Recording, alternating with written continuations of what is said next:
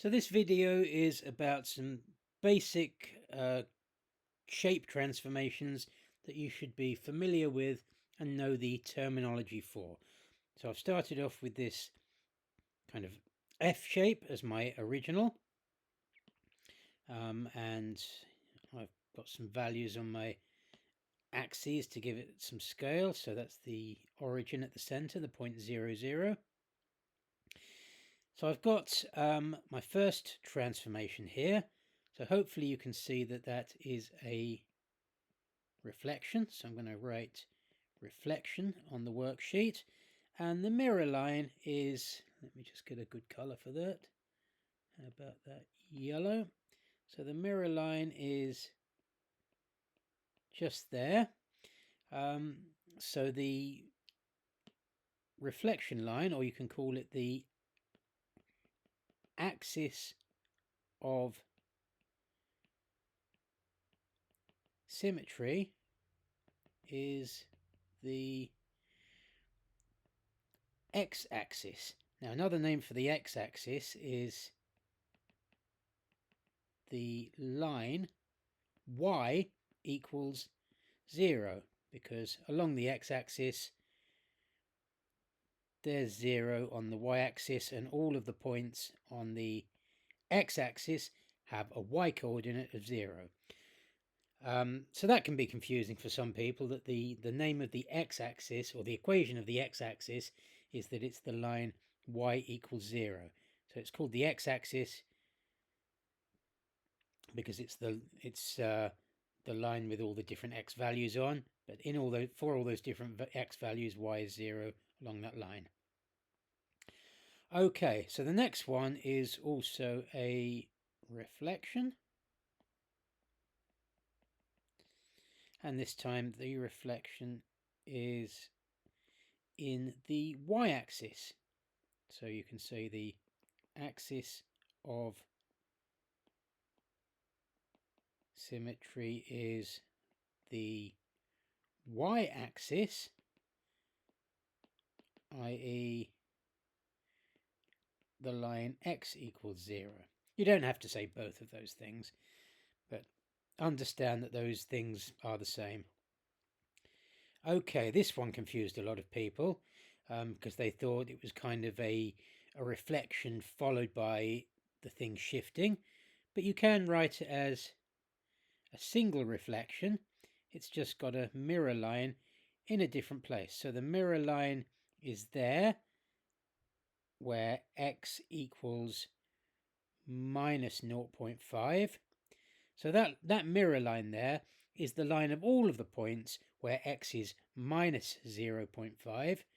So again, it's a reflection, but then this time the axis of symmetry, or the mirror line, is the line x equals minus 0.5. So the vertical line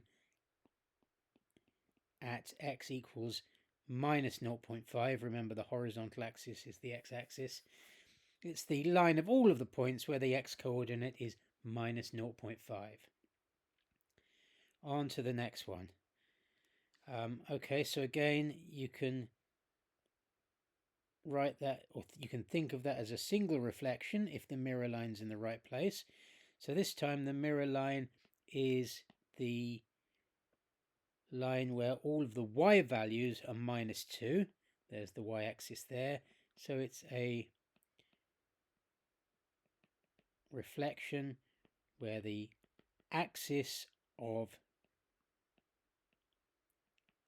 symmetry is the line y equals minus 2.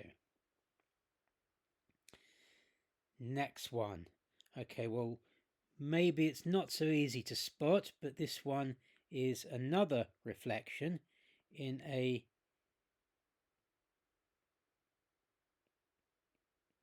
diagonal line like that. So it must be a reflection because it doesn't look like an F anymore in the transformation, it's backwards. So that line is the line of points like 1, 1, 2, 2, 3, 3, 4, 4, 5, 5, 6, 6. It's the line of all of the points where the y and the x are the same. So it's the line y equals x. So that is a reflection again. But the axis of symmetry is the line y equals x. Okay, on to the next one. So again, it's a reflection, and then you might hopefully spot that it's down another diagonal line, but this time it's going that way. And that's the line of points like 1 minus 1, 2 minus 2, 3 minus 3, 4 minus 4, minus 1, 1, minus 2, 2, minus 3, 3. It's the line of all points where the y-coordinate is the negative of the x-coordinate. So it's the line y equals minus x. So it's a reflection in the line y equals minus x. So the axis of symmetry is y equals minus x. Okay, the next one is a rotation. So the F has stayed the right way round, but it's turned around. Hopefully for this one you can see that it's rotated around the origin, the point 0, 0. So type of translation this time is a rotation. It's a 90-degree clockwise rotation. So you can say that it's about or maybe around the point 0, 0. You can also call that the center of rotation. Next one. So again, it's a rotation. Again, hopefully you can see that the center of rotation is 0, 0. By the way, what do I mean by center of rotation? I mean, if you trace this out on a piece of paper and then stick a pin in the piece of paper at the center of rotation and then turn the paper around, then it should end up in that place. So again, it's a rotation. This time it's 90 degrees anti-clockwise or counterclockwise if you like. And then again the center of rotation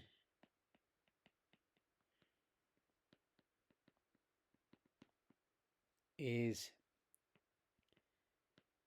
0, 0. Okay, next one. Hopefully again you can see that it's centered around the origin. So if I trace that out on a bit of paper, stuck a pin in the point 0, 0, then I could turn the paper around and get the F to go over there. So again, it's a rotation. The detail is that it's 180 degrees. So in fact, it doesn't matter whether that's clockwise or anti-clockwise. And then again, the center of rotation is the point 0, 0.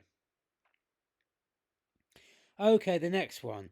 So I've made this a slightly trickier one because the center of rotation is somewhere else. Hopefully you won't get one like this in your exam. You can actually find the center of rotation geometrically. So you would join a couple of corresponding points, so the same corner of both F's. Then you would find the line that cuts that line that you've just drawn in half. So the perpendicular bisector, the line that just cuts that in half at 90 degrees, is up there.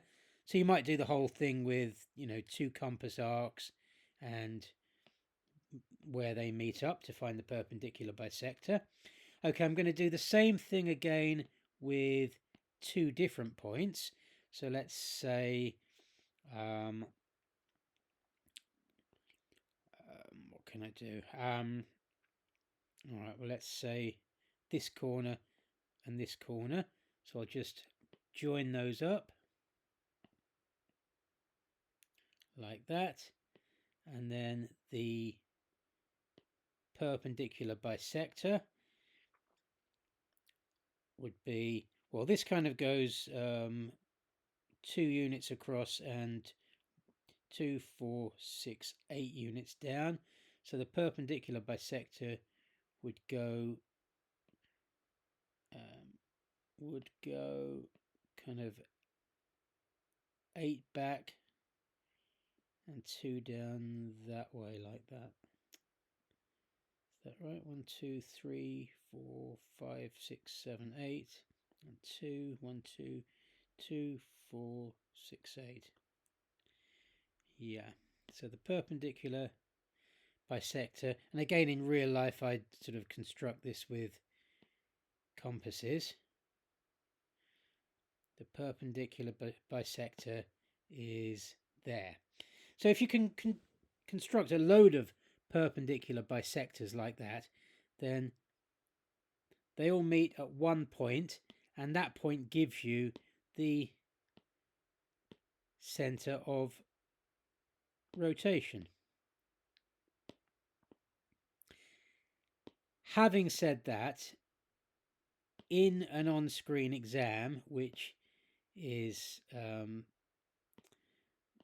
therefore difficult to do things with pen and paper and compasses, you're unlikely to get one that is has the center of rotation anywhere other than the origin. But nevertheless, in this case here, so we can see that it's a 90-degree clockwise rotation, and the center of rotation is the point -2, 1. So type of transformation, rotation, it's gone 90 degrees clockwise, and the center of rotation is -2, 1. Unlikely to get one that hard. Okay, this one hopefully you can see is an enlargement. If you join up all of the corresponding points of an enlargement, so that corner to that corner, that corner to that corner, bottom of the F to the bottom of the F, then all of the lines you draw should meet up at a single point. That point is the center of enlargement. So this is an enlargement. It's actually intended to be scale factor 1.5, because you got 5 units in the original F, and then the enlarged F is 7.5 units. So scale factor 1.5. All of the lengths are 1.5 as big as they were in the original, and then the center of enlargement, if I could write enlargement neatly, is the point 1, 1. Okay, so moving on to the next one like that. So again, if I join up corresponding sides, then the lines I draw should all meet up in the same place. And in fact, they all meet up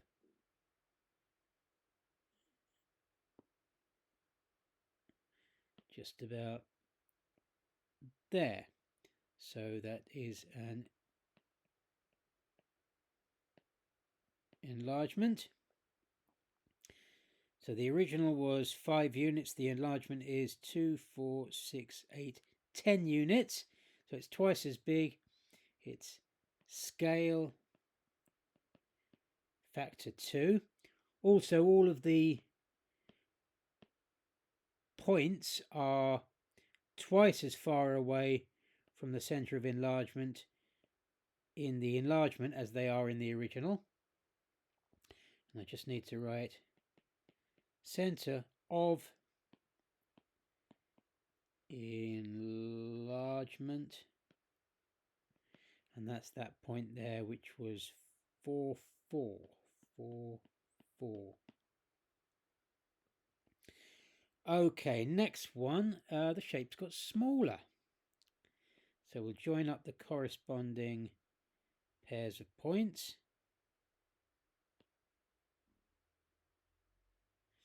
And then if we do that nicely, everything kind of meets up at the 1 point. So that's the center of enlargement. And in this case, it's -3 and 2 up. So that is, again, you call it an enlargement, even though it's getting smaller. So it's scale factor, that's actually scale factor 1/2. Everything in the transformed shape is half as far away from the center of enlargement as the original.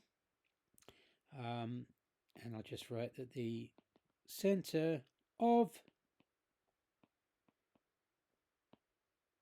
enlargement is the point -3, 2. Okay, on to the next one.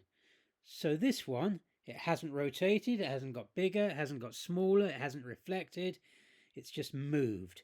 So that's called a translation. So you can see that it's kind of gone 1, 2 units across and 1, 2, 3, 4 units down.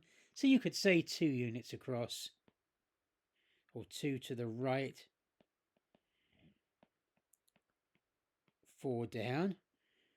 But it's better to use the vector 2 minus 4.